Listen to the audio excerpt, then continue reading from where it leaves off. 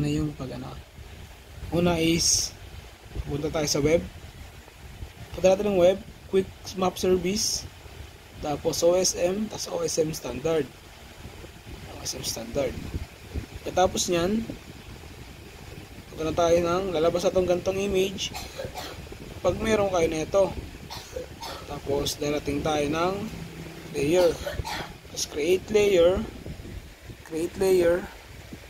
Tapos pag na-create layer na, as new shape file layer. Tapos lalabas to. Ito natin yung para magasan. Yan, gasan. Tapos ang pinakang geometric type niya is gagawin natin polygon. Yan, okay. Okay natin. Okay na siya, lalabas siya dito. Pag lumabas siya sa dito, yan, punta naman tayo dito sa editing. Natin tong lapis, tapos tong polygon. Pwede natin yan, tapos ito pa. Pwede natin to. Tabi nun sa polygon sa kaliwa. Tapos yan, nalabas na tong araw na to.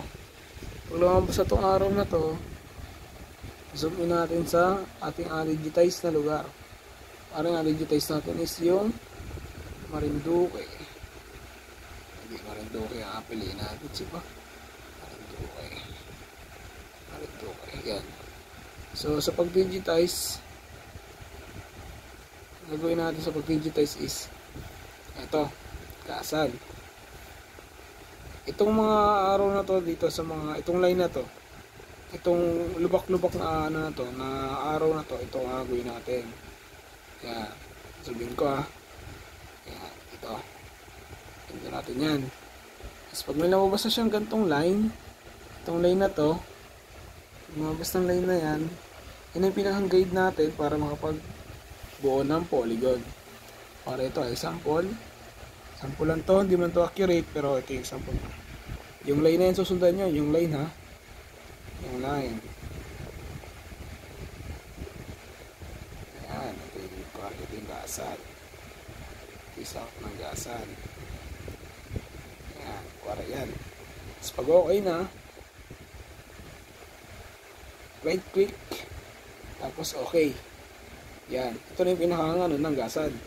Tapos ipindutin natin tong gasan dito sa may layer, right click, tapos punta tayo ng properties. Pag ano na tayo ng properties, nalabas tong image ito. Pag nalabas to, yung opacity niya is bababa natin para makakita yung pinakang lugar. So okay, yan na yung pinakang lumabas. Ito yung pinakang lumabas niya. Yan. Malabo ba guys? Dagdagan natin ang ano para masyado makita. Ito ang baba.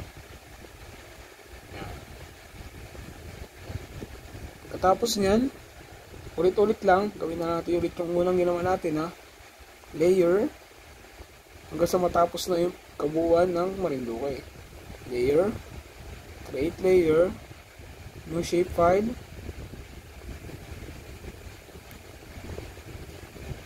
layer, new shape file, nilagay yung shape file, tapos lagay ng lugar kung saan correct, Benavista.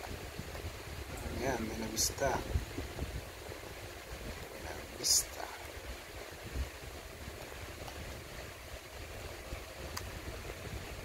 Tapos punta tayo ng polygon. Okay. Tapos dito sa may editing, pindot ng polygon. Tapos dito, pag okay na siya, lalabas tong image, yung itong araw na to. Tapos Benavista, zoom in, tingin ng ano dito, tapos yung line nya, pagawa ka na ng line. Pag gumawa na tayo ng line, ayan, parang yung line na yan. Hindi siya accurate, pero dapat i-accurate siya para makuha nyo siya ng buo. Ayan. Di ba parehas ang kulay niya? Right click, tapos okay. Pag nandyan na siya, yan. Yan yung kulay niya. Dito mo siya mapalitan ng kulay sa layers. Pagpunta na dito ng layers, dito mo siya right click. Tapos properties. And then, color. Baguhin mo yung color niya. Ito. Tapos, yan. Tapos, yung kanyang opacity, bawasan. Okay. Yan. Nagbago na yung kulay niya. Yan. Ganun lang gagawin yung sunod na mga, ganun lang gagawin yung sa Torrejos, Santa Cruz, Bugpog, sa Kabuak. Tapos, yun ulit. Dire-diretso lang hanggang matapos nyo. So, pag natapos na, diba, gagawin natin doon is, nalagay natin sa WPS.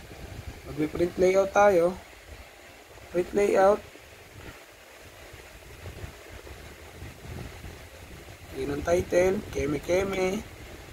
Okay. Yan. Polygon. Tanger. Ganyan. Tapos, ulit.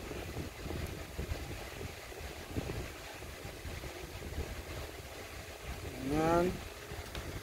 Kari, ganito lang. Example lang to. Hindi mo siya maganda, pero ganda gagawin niya.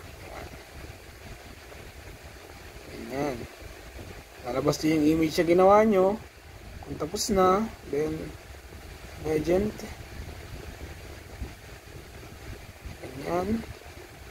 Tapos, arrow.